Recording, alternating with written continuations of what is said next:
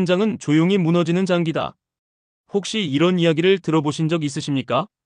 아무런 증상도 없이 오늘도 똑같이 밥 먹고 생활하는데 어느 날 갑자기 쓰러져 응급실에 실려가고 그제서야 신장 기능이 이미 90% 이상 망가져 있다는 걸 알게 되는 겁니다.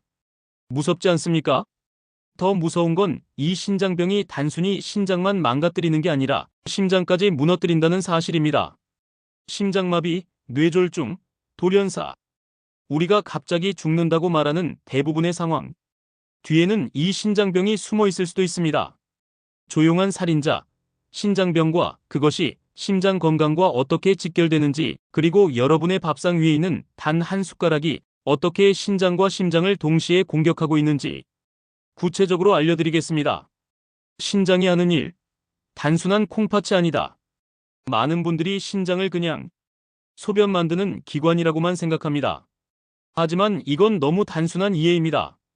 신장은 그야말로 우리 몸의 정화 필터라고 할 수 있습니다.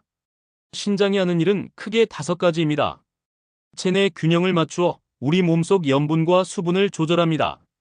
조혈 호르몬을 분비해서 적혈구 생성을 도와 빈혈을 예방하고 혈압을 조절합니다. 비타민 D를 활성화시켜 뼈 건강을 지킵니다. 무엇보다 중요한 건 혈액 속 노폐물을 걸러내는 일입니다. 즉, 신장은 단순히 콩팥이 아니라 생명 유지에 필요한 정화 시스템입니다. 그런데 이 필터가 막히면 어떻게 될까요? 바로 독소가 혈액에 쌓이고 그 독소가 심장과 혈관을 공격하기 시작합니다. 신장병이 무서운 이유. 증상이 늦게 나타난다. 신장병의 가장 큰 문제는 늦게 발견된다는 겁니다. 신장 기능이 15에서 20% 이하로 떨어질 때까지도 대부분 아무런 증상을 못 느낍니다. 그래서 병원을 찾을 때쯤엔 이미 신장이 크게 손상돼 있고 되돌릴 수 없는 경우가 많습니다. 무엇보다 무서운 건 신장은 한번 망가지면 다시 재생되지 않는다는 겁니다. 여러분, 우리가 손을 베거나 피부에 상처가 나면 시간이 지나면서 회복되죠? 하지만 신장은 그렇지 않습니다.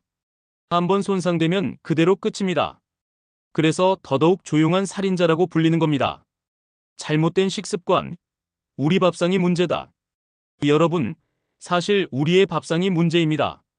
김치, 젓갈, 된장, 고추장, 국, 찌개. 하지만 이게 다 신장을 갉아먹는 주범입니다. 특히 2가지가 치명적입니다. 과도한 소금과 과도한 단백질입니다. 세계보건기구 WHO가 권장하는 소금 섭취량은 하루 6g. 하지만 한국인은 무려 그 3배인 18g을 섭취하고 있습니다. 짠 음식을 먹으면 갈증이 생기고 물을 많이 마시게 되죠. 그러면 체내 염분과 수분이 동시에 늘어나면서 혈압이 올라갑니다. 이 상태가 지속되면 심장은 과부하되고 신장은 더 빨리 망가집니다. 즉, 우리가 매일 먹는 짭짤한 음식이 사실은 심장과 신장을 동시에 공격하고 있는 겁니다. 신장과 심장의 위험 신호. 그렇다면 신장이 보내는 경고 신호는 어떤 것들이 있을까요? 짠 음식 먹고 하루 이틀 지나도 붓기가 사라지지 않는다면 신장병을 의심해야 합니다. 혈압이 갑자기 오르는 것도 신장이 망가지면서 생기는 현상일 수 있습니다. 밤에 자꾸 소변 때문에 깬다면 이것 또한 이미 신장 기능이 떨어진 것일 수 있습니다. 소변에 거품이 많다는 것은 단백뇨로 신장 손상의 대표적인 신호입니다. 이런 증상들이 보이면 그냥 피곤해서 그런가 하고 넘기시면 안 됩니다. 이미 신장이 망가졌을 수 있는 신호이기 때문입니다. 합병증. 신장병은 심장병을 부른다. 신장이 나빠지면 단순히 소변만 못 보는 게 아닙니다. 특히 무서운 건 심혈관계 합병증입니다. 고혈압, 빈혈, 골다공증, 심부전, 부정맥 같은 것입니다. 실제로 신장병 환자의 주요 사망 원인은 심장병입니다. 왜 그럴까요? 신장이 혈액을 제대로 걸러내지 못하면 노폐물이 쌓입니다. 그 노폐물이 혈관벽을 공격해 동맥경화를 촉진합니다. 결국 심장마비나 뇌졸중으로 이어질 수 있는 겁니다. 칼륨의 함정. 건강식도 독이 된다. 많은 분들이 과일과 채소가 건강에 좋다고 생각합니다. 맞습니다. 그런데 신장 기능이 떨어진 사람에게는 독이 될 수 있습니다. 칼륨이 과다 섭취되면 혈액 속 농도가 급격히 올라가면서 부정맥이 생기고 심한 경우 급성심정지로 이어집니다. 실제로 신장 환자가 주스를 마셨다가 급성심정지로 쓰러지는 경우도 있습니다. 그래서 신장 환자에게는 반드시 칼륨 제한식이 필요합니다. 또 잡곡밥보다는 흰 쌀밥이 낫습니다. 채소는 물에 오래 담갔다가 데쳐서 먹는 것이 안전합니다. 단백질. 얼마나 먹어야 하나? 단백질은 우리 몸에 꼭 필요합니다. 하지만 과다 섭취하면 신장에 큰 부담을 줍니다. 단백질 대사 후 나오는 노폐물은 오직 신장만 처리할 수 있기 때문입니다. 그렇다면 하루 적정량은 어느 정도일까요? 생선 한 토막, 두부 5분의 1모, 계란 1개, 살코기 50g. 이 정도면 충분합니다.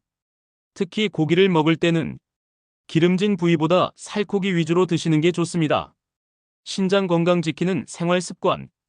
자, 이제 신장과 심장을 동시에 지킬 수 있는 습관들을 정리해 보겠습니다. 소금 줄이기. 국물은 가능하면 덜 먹기.